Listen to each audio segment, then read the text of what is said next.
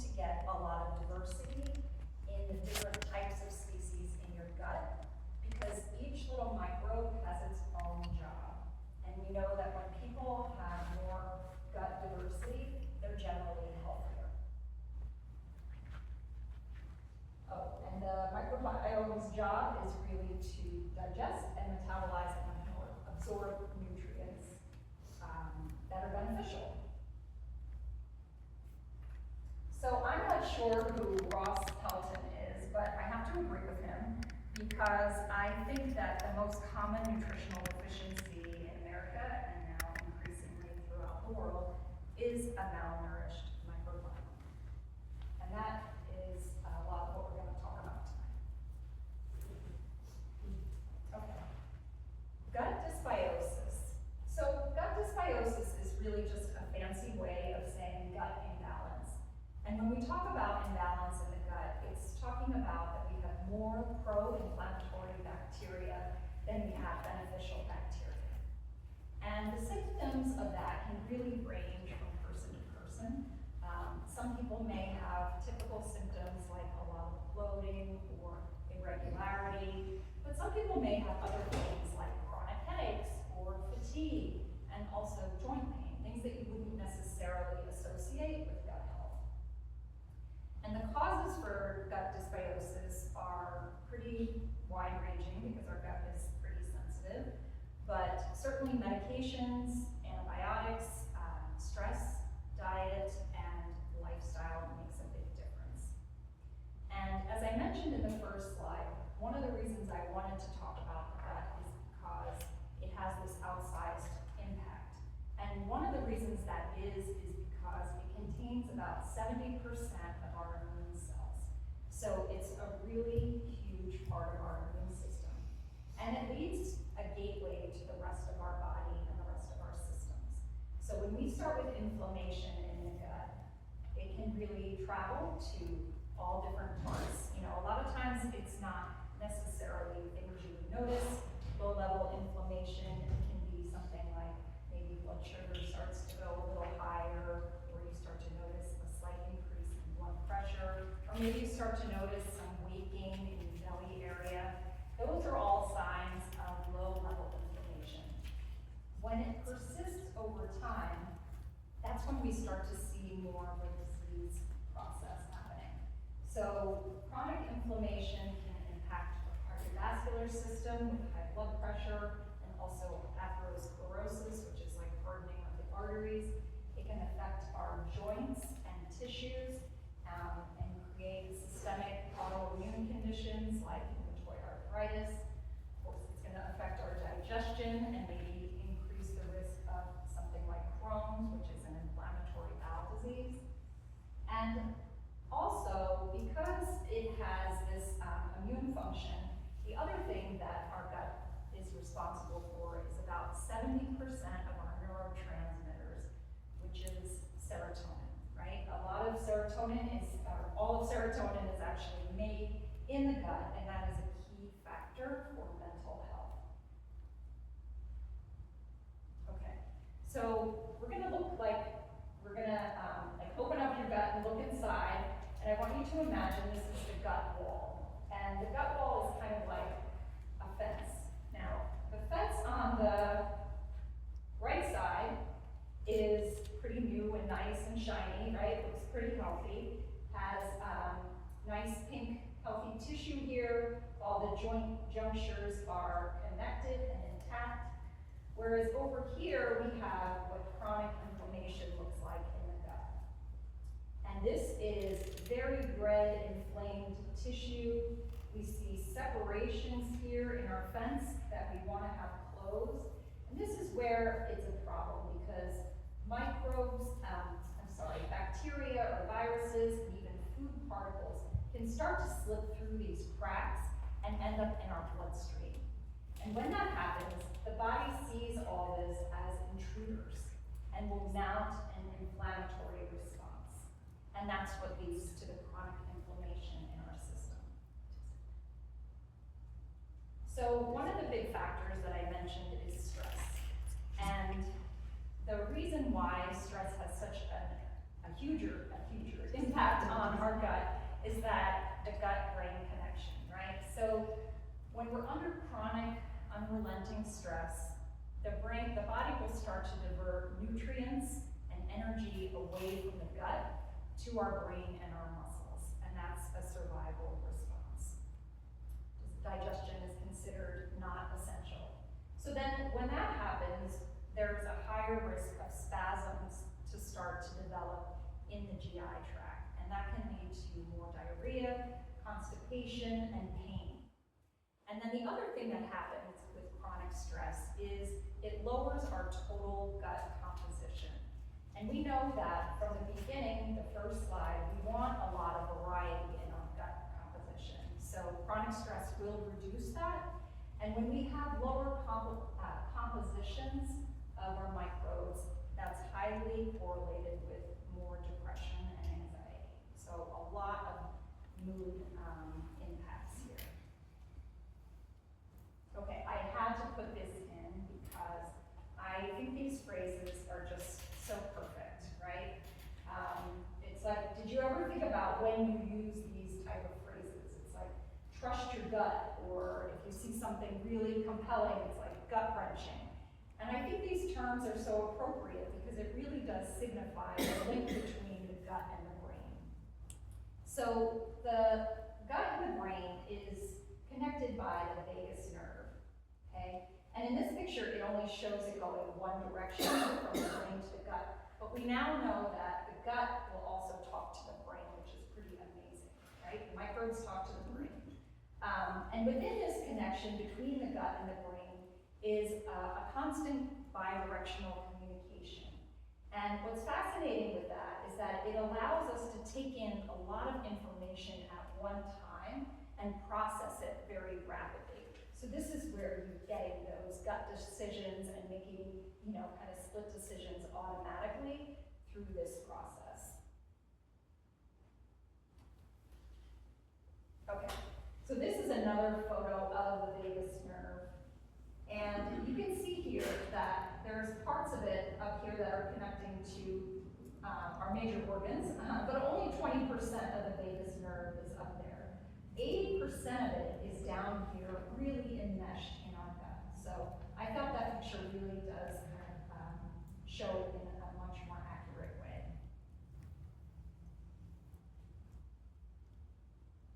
Okay, so I know everyone's probably familiar with emotional eating, right? But this is a little bit different. So on a physiological level, chronic stress will start to impact the type of food that you choose, as well as how much you eat and how satisfied you feel. And that's because when we're under this chronic stress, we are triggering certain genes that activate our appetite hormones and actually make us hungrier, and it is much more difficult to feel full and satisfied. We're also triggered to eat foods that are much more like highly palatable, meaning highly processed foods, a lot of sugary foods, right? People under stress are not looking for, avocado toast or a big salad, right? And so it's very much a physiological reaction. The other thing that happens, and I think this is a big misconception for people, is that when we're under chronic stress, our stomach acid actually starts to reduce. And I think a lot of people think it gets higher, but it actually does get reduced, and that makes digestion very difficult, right? Because this is really the first part of where we start digesting food with our stomach acid. And that allows us to break down and start the process of absorption. And chronic stress will actually lower that. Okay, so there's a whole talk I could do on processed foods and gut balance, so I'm just going to keep it to one slide, and we'll talk more about solutions as opposed to problems. We all know that sugar is not ideal. We know it's in so many of our food products. It's almost like I like to think of sugar in the body like rust on a car, right? And sugar is very pro-inflammatory and will increase the amount of pro-inflammatory bacteria in your gut. Okay. So how does all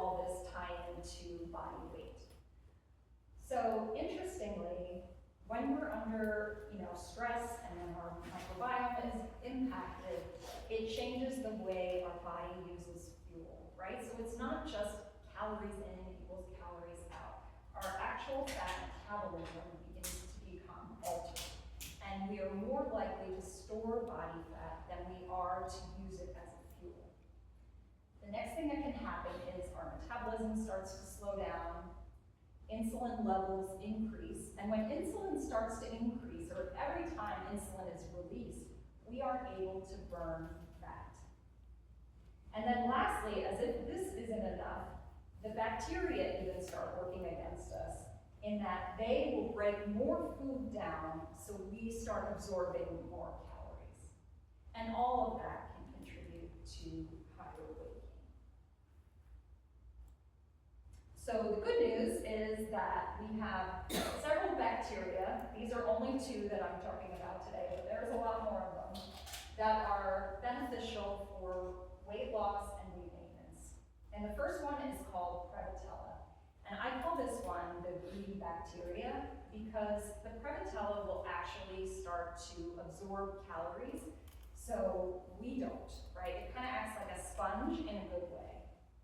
And Akkermansia is kind of like the new kid on the block, and that has a lot to do with GLP-1. So I'm sure people are familiar with GLP-1. It's the hormone that a lot of the weight loss medications are targeting. So Akkermansia will actually help support this hormone, the appetite hormones, and make the signals for being full and higher levels of satiety a little bit sharper and a little bit clearer, which is what we want. We want to make sure we have that connection with our body. Okay, so I'm sure you're all wondering how we get more of Prevotella and Akkermansia in your gut. So really, we need a lot of fiber. We want to make sure we're giving our gut a garden to work with. High fiber foods, whole grains, beans, legumes, of course, fruits and veggies, right? And plant-based proteins. So looking here, we have other foods that are also helpful for creating that healthy environment in the gut. We have flax and chia seeds, which are high in omega-3s, which help reduce inflammation. That also impacts the brain, because we definitely don't want inflammation in the brain. Nuts, beans, lentils, apples, and berries, and also a subgroup called polyphenols. And polyphenols are specific to enhancing Akkermansia. And the top three of the polyphenols is pomegranate, which I realized I spelled wrong, so pomegranate, deep and dark colored berries like raspberries, blackberries, even blueberries, and green tea. Those are the polyphenol rock stars. So we want more of this and less of this. Certainly red meat, processed meats, foods with high saturated fats, artificial sweeteners, and emulsifiers, which of course we find this more in processed foods. So if you are experiencing any symptoms related to gut dysbiosis, this is the protocol for you, right? The first one is we're going to remove possible problematic foods, right? And that can be different for everyone. Some people have a lot of sensitivity to gluten and dairy. They may be sensitive to something called high FODMAPs, which can produce a lot of gas in your system. And some people may have various sensitivities, but it is very specific to the individual. But the one thing that we all can do is reduce the amount of processed and refined foods. The second R is we want to replace, right? We want to consider adding digestive enzymes into our diet. Because if you remember that picture I showed of the stomach acid being low, digestive enzymes can really help get that going and support digestion and reduce symptoms like reflux and things of that nature. This is our third R, which is reinoculate. And this is where we want to replenish our gut flora, right? So choosing the probiotic and prebiotic producing foods that we've talked about, also fermented foods interestingly, exercise can help increase the diversity in our gut microbiome, which is excellent. So exercise is definitely on the list. Oops. Number 4 is healing the gut lining. If you remember our fence, right? We don't want that to continue. So one of the best things to heal the gut lining is something called collagen. I'm sure you're familiar with that. But it's found in bone broth, and also a supplement of zinc carnosine can be very healing. Okay, fermented foods. These are kind of the rock stars in the fermented food category. We have kombucha, that's fermented green tea and black tea. Miso soup, miso paste, which can be used as like a marinade and added to sauces. Of course, we have sauerkraut and kimchi. These are a little lower on the totem pole, but they still count. And the last R is rebalance. And this is really where our lifestyle choices come into play. There's no way that we can be human and not experience stress, right? And I think that when we talk about stress management, it's talking about a lot of building resilience, right? Learning how to manage how stress affects our body. And one good way of doing that is by doing some breath work. Any kind of breathing exercise can be helpful. It will help relax the sympathetic nervous system, and it will let us know that we're safe. That's what breathing does. If meditation feels too long to do for 5 to 10 minutes, you can start with a minute and just slowly increase from there. Of course, physical activity is one of the best medicines, and we want to always make sure we're getting quality sleep in a cool temperature. Ideal temperature is 65 degrees. I just learned that, so I wanted to share. And of course, we want our rooms to be dark. And we can't forget about water intake. Making sure we're getting enough fluid to help our circulation. And so, in summary, make sure you're getting a lot of fiber from a lot of different sources, a lot of colors, where we want to reduce the intake of animal protein, processed foods, and artificial sweeteners. We want to consider the 5 R's, the protocol if you're experiencing gut issues. And one of the biggest things is making time for activities that create joy and happiness in your life. Okay, so that's my website. If anyone wants more information, August 1st, I'm running a 14-day sugar challenge and reset. So if anyone is interested, that's the barcode that will bring you to the information page. And that's it. Thank you.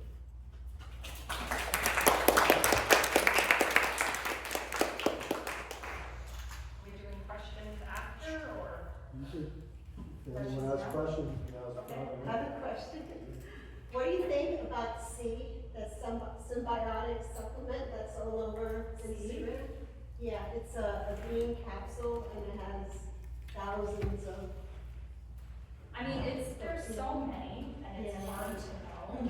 So generally, what I recommend are things that I'm very familiar with, like some of the brands, and a lot of them do have some research behind them. There's a particular brand called Pendulum probiotics that I recommend all the time, and it doesn't mean that C doesn't work. I'm just not as familiar with it. So, yes.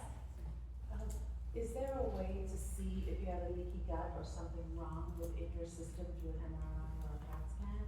How That's a do good you know that question. you have this? They usually do it symptom-based. I think if you had a test like a colonoscopy or endoscopy, they would see more inflammation in your gut, but I don't think it would be to that level,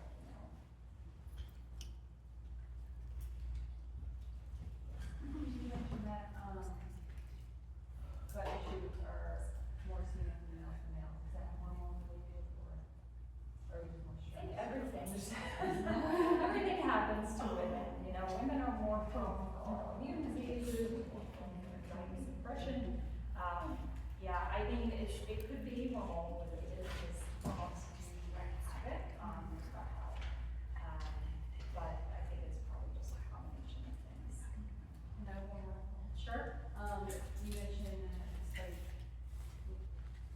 mentioned like weight gain in terms of background. Is that despite being in a caloric deficit, you still experience weight gain, or is it more just like the flow and inflammation is making the numbers not change on the scale? Well, it's like you might think you're in a caloric deficit, but it may not actually be so, right? Just because of everything being, disrupted in your system. So, yeah, it's hard to know, Yes, Does gut health get worse with menopause? it can.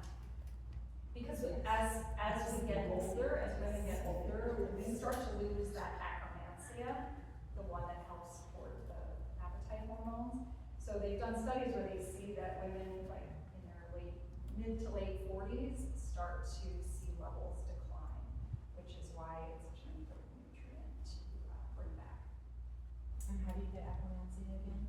So you can get it through your diet with higher fiber and also probiotics specific to that brand, to that strain, I should say.